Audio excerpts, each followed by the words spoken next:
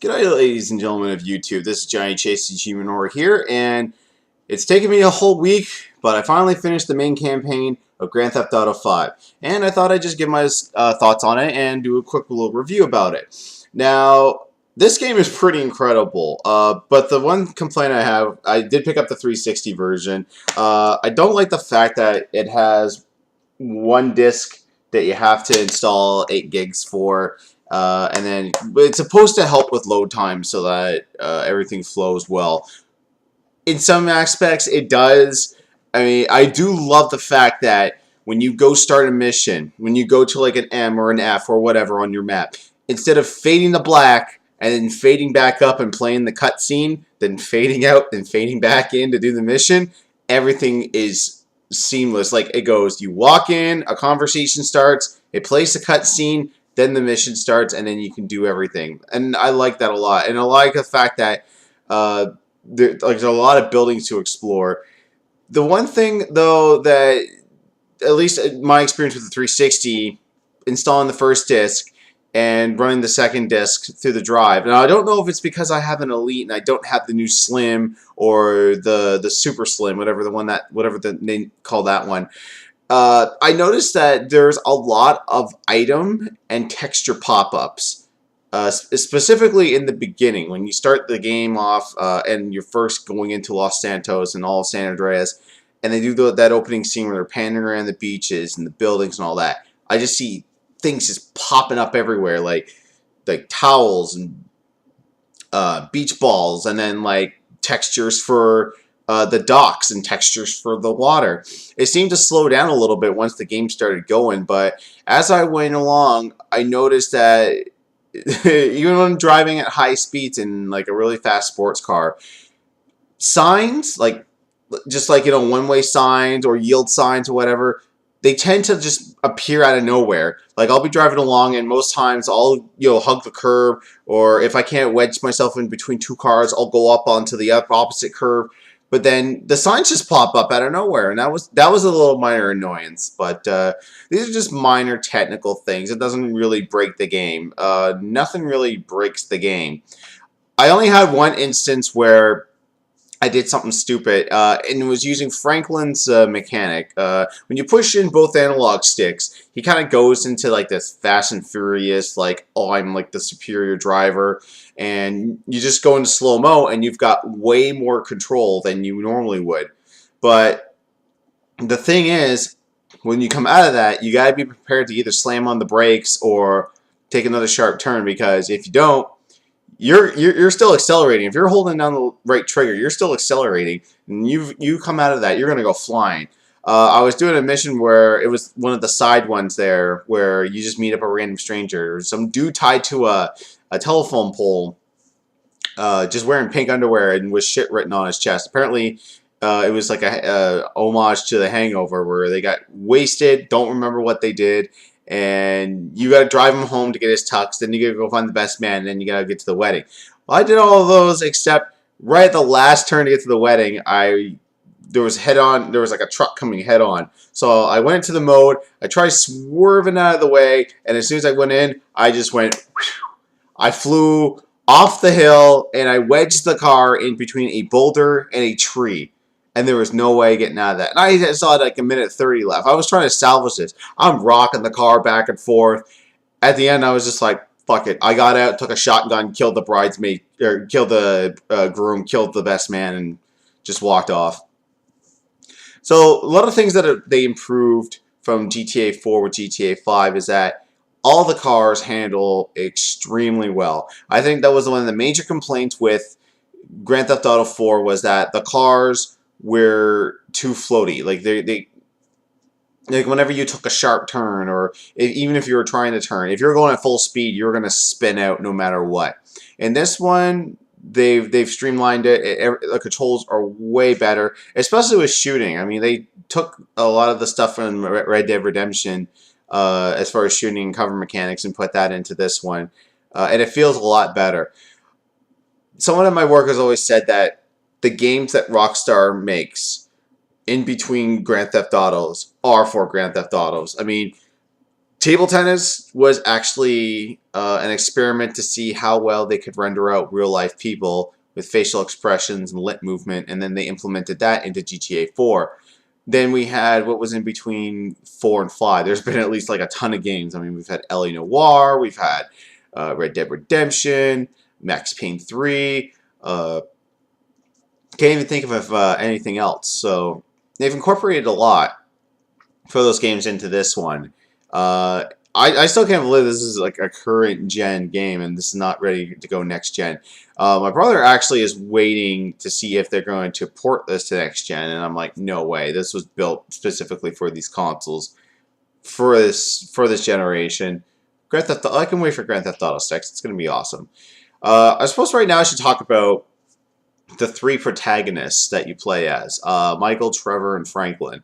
Franklin in the early age, I find that he's sort of like CJ in San Andreas, but he's from Los Santos. He knows the streets. He knows all that. And like I find like the banter between him and Lamar actually reminded me a lot of CJ and Ryder's banters from San Andreas, and I like that. What's funny though is that in this game you can actually change the physical looks of everyone, but with hair and facial hair. I ended up giving Franklin a big afro and a beard. Kind of made him look more like, oh god, I had a comparison to what I was making him look like, but it never happened. And the funny thing is, I never did the thing for Trevor or Michael. But yeah, Michael. Actually, Michael was probably my favorite character out of the group. But man, like his family, like when they go into hiding because of the events of the first mission, they turn into spoiled brats. At one point, yeah, I just throw it out there. I hate the kids. The kids are freaking spoiled. I mean, if I had my way, whenever they talk sass, it's like, you're a fucking prick, Dad. I just want to be like, say it again. See what happens. I always thought that Michael was going to go that far. I mean, there's side missions where the kids do something stupid and you can choose whether or not to rescue them. I never dared figure, even though I hate the kids, I don't want to see them die. I don't, that's kind of weird, but like they have these missions where you can choose to accept it. I always wondered what would happen if you don't accept it. Do they die? Yeah, that's basically it. And for Trevor, didn't really care for Trevor. I mean, like, you know, he's a speed addict. He's basically like one of the architects of Breaking Bad, because cooks meth all the time. Even though you never ever actually see them physically cook meth. I think they probably would have gotten an adults only rating if they'd done that. Oh, and but what? Well, I think this is the first time. It was brief. It was like 6 seconds. But I'm pretty sure this is the first time I've ever seen fully polygon penis. Because there's a moment in the game where Trevor drops trout. At first you just see his ass, and they're just like, alright, whatever, pixelated asses, or not pixelated asses, like, you know, like fully polygoned asses. We've seen that before in video games. And then when they're like, oh, put your fucking pants up. Trevor pulls his pants up, and then just, there it is. I mean, there's your shot. Rockstar loves to do this. Remember Red Dead Redemption? John Marston just walks into some guy's house, and there he is, just like fucking his maid, and her titties are flapping all over the place, and they're like, yeah, that's a little bit shocking. Probably should talk about some of my favorite missions too. The one I really like, it's a very simple one because you really don't do that much, but I just love watching everyone's reactions to this mission on various Let's Plays. I know Michael from Achievement Hunter had a good reaction. The Far From Subtle guys, when they're doing video games, awesome, had a good reaction to this. The Invader Space, I can't even remember the name. It's something in the Life Invader, the Facebook knockoff. Whereas Michael, you gotta go get like this stupid vest, walk in, fix some guy's PC because he put an NSFW link and he's got pop-up windows. Then you gotta go put a chip in their new demo device that they're gonna unveil to the world. And you have to go home, watch the keynote, and then call the phone. And then it's just like, this is the future. Oh, I'm getting a call. Hello? It actually reminded me of that scene in Law Abiding Citizen when Gerard Butler fucks with that judge's phone. And they're like, hello? Like, that was like literally like a, what the fuck, man? That was like the first and only time I ever got freaked out at a movie. And I seen people when I see people playing this level and looking at that reaction, oh my god, it's freaking hilarious.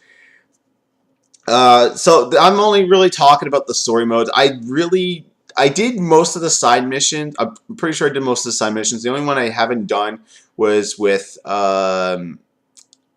Trevor driving around and destroying the for sale signs. Other than that, I think I've pretty much done them all. Oh no, I haven't done the running gun one where he's running guns with that dune buggy in the plane. I haven't done that. I'm pretty sure Franklin's got something. I did pick up a private cab fare, so there's that achievement. It's the oh god, I can't remember. All's Fair in Love and War, I think it's called. So you just pick up the private fare and keep the money for yourself and not give it to the downtown cab company. But there's a lot I gotta still do. The stunt jumps, flying under the bridges, this new thing called knife flight where you gotta fly sideways in between buildings. Gotta do that. Gotta do the races, triathlons, golf.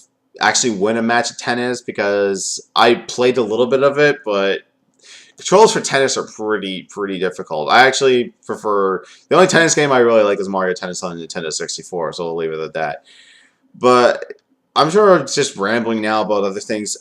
Besides like the minor graphical things, GTA 5 was highly enjoyable. Probably one of the best stories Rockstar has produced. They've always been really good about producing these stories since GTA 4. San Andreas was alright. I really should go back and give it a second play, as I never actually finished. I never finished any of the PS2 era Grand Theft Auto games, 3, Vice City, or San Andreas. I came close and I just kind of just stopped. I don't know why.